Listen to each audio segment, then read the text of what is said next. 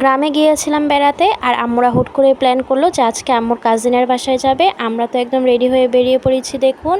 আর যাই বলুন, গ্রামের রাস্তাঘাটগুলো কিন্তু সত্যি অনেক সুন্দর। এই যে দেখুন, এত সুন্দর রাস্তা দেখতে দেখতে কিন্তু আমরা চলেই আসলাম। ভ্যান জার্নি, পাগলু জার্নি শেষ করে এখন আমরা চড়বো নৌকাতে। অনেকদিন পর নৌকাতে চড়বো, এ কারণে অনেক এক্সাইটেড।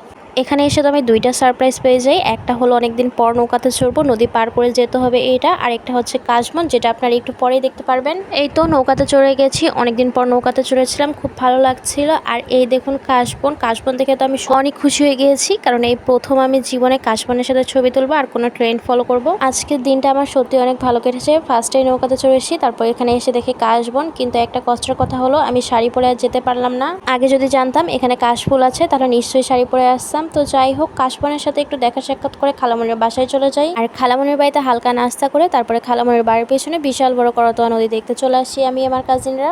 সত্যি অসাধারণ ছিল এই মুহূর্তগুলো। সন্ধ্যার আগ মুহূর্তে গিয়েছিলাম, অনেক ভালো লাগছিল। প্রকৃতির বাতাস, সাথে নদীর ঠান্ডা আবহাওয়া, সব মিলে অসাধারণ। আন্টির বাসায় এসে আরো কি করলাম পুরো লং ভিডিওটা আমার ইউটিউবে আপলোড করা আছে, গিয়ে দেখে আসুন সবাই।